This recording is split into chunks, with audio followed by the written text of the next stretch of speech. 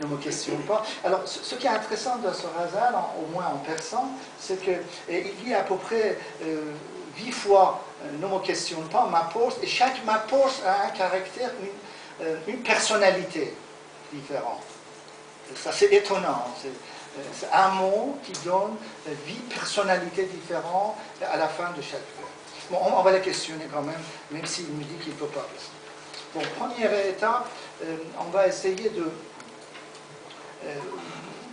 voir qui est Hafez, très rapidement, parce qu'il y a beaucoup d'autres choses à dire. Son nom complet, c'est Shamseddin Mohammad de Shiraz. Il est né autour 1320, plus ou moins 5 ans. Vous voyez quand même tout est approximatif. Et pourquoi Hafez? Hafez, ça veut dire, tout le monde dit Hafez, ça veut dire qu'il connaît le Coran par cœur. J'ajoute un bémol, si vous permettez, c'est qu'à l'époque en Iran, même aujourd'hui, dans certaines régions en Iran et Asie centrale, les gens qui connaissent par cœur beaucoup de poèmes, on leur dit Hafez aussi.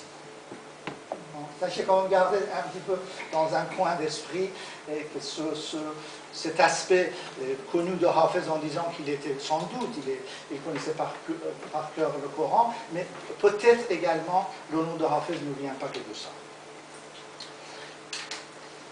De ce sommet de culture persane, pourquoi sommet? Parce qu'il a résumé tout ce qui était avant lui. Il commence de mythologie jusqu'à le jour de sa vie. En plus, il donne un point de vue sur l'avenir.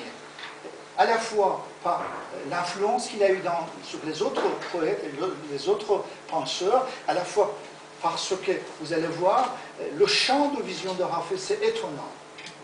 Le champ, c'est l'univers.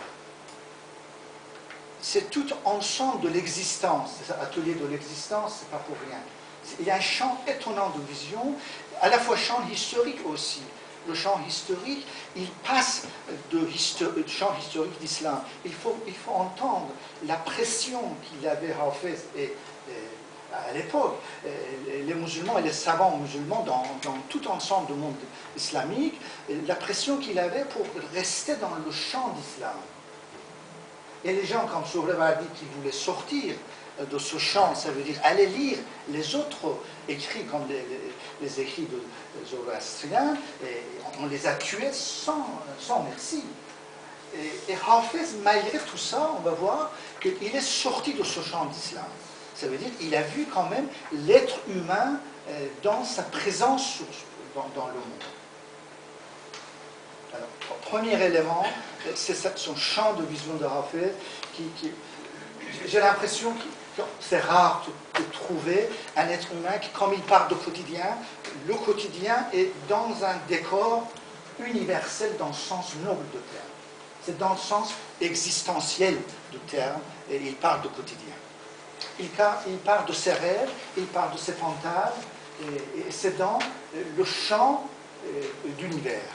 Et comme ça, il nous oblige, il nous tire vers ce champ. Même si on doit partir et interpréter la beauté d'un bien-aimé, dès que ce bien-aimé est dans le contexte de l'histoire, de l'existence, on réfléchit 2 fois.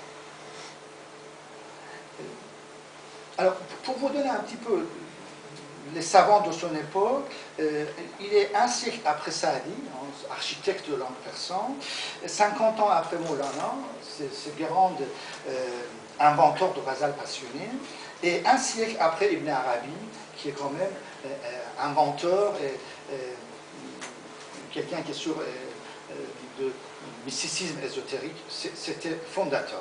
C'est un petit peu pour vous citer. Alors au niveau gouvernance, c'est un peu étonnant, il a vécu 3 époques. Première époque, c'était Abu Ishaq Anjou. Abu Ishaq Anjou, c'était très bien, quelqu'un calme, et Hafez